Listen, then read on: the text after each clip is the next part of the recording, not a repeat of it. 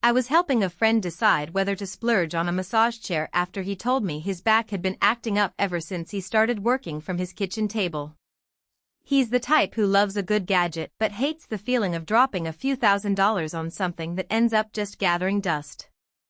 I figured I'd walk through what the Osaki Ador Allure actually brings to the table, where it shines, and where it might leave you wishing you'd stuck with weekly spa appointments instead. Link is in the description if you want to check the product details on Amazon. First off, the biggest hesitation people have with any high-end chair is whether it will fit their body and their living space.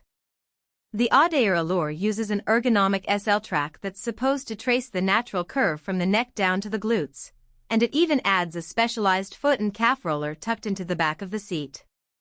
In practice, that means if you're around the average height range, say 5 feet 4 inches to 6'2" inch, you'll find the rollers reaching the right spots without you having to stretch or curl up unnaturally. I tested it with a friend who's 6 feet 1 inch, and the rollers comfortably covered his shoulder blades and lower back without him having to lean forward. Shorter users might notice a bit of a gap around the neck area, but the chair's 5-level 3D roller adjustment can compensate by moving the rollers closer, so you still get a decent neck massage without the chair feeling too cramped. Now, let's talk about intensity. Osaki markets this as an advanced 3D experience, and the chair indeed offers a spectrum from a gentle wave that mimics a light hand massage to a more aggressive kneading that feels like a deep tissue therapist. The real test is whether you can hold that intensity for a full session without the rollers feeling too harsh. For me, the middle setting was the sweet spot. It eased the tension in my lower back after a long day of sitting, and I could stay in the chair for the full 20-minute program without any sharp or pinching sensations. If you're looking for something that can double as a post-workout recovery tool, you'll probably spend most of your time in the higher ranges, and the chair handles that just fine, though you'll want to start with shorter intervals if you're new to deep tissue pressure. One of the selling points Osaki touts is the voice-controlled interface. You can say, "Start shiatsu" or "Increase intensity," and the chair will obey. The speech recognition works reliably in a quiet room, but I did notice a slight lag when the ambient noise level rose, say, the TV was on or a dog was barking. In those moments you can still fall back on the manual panel, which is laid out in a straightforward grid of icons. The learning curve is minimal. After a couple of tries you'll be able to navigate the 21 auto programs and 6 massage styles without glancing at the manual. If you love tech toys, the voice feature adds a fun futuristic vibe, but if you're more old school, you'll probably just use the button panel. Noise level is another practical factor. Some massage chairs sound like a small blender when the rollers hit full power, but the Ador Allure stays surprisingly quiet.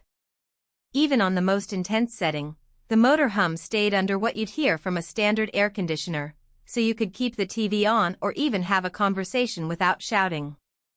That makes it viable for shared living spaces or apartments where you don't want to disturb the neighbors. Footprint and setup often trip up buyers who haven't measured their rooms. The chair measures roughly 6 feet wide by 3 feet deep, and it sits on a sturdy base with wheels that lock in place. You'll need a clear area of about 8 feet by 4 feet to accommodate the full recline into zero gravity. The 3-step zero gravity function gradually lifts you into a weightless position, which is great for relieving spinal compression, but you do need enough ceiling clearance about 8.5 feet high to let the chair fully extend.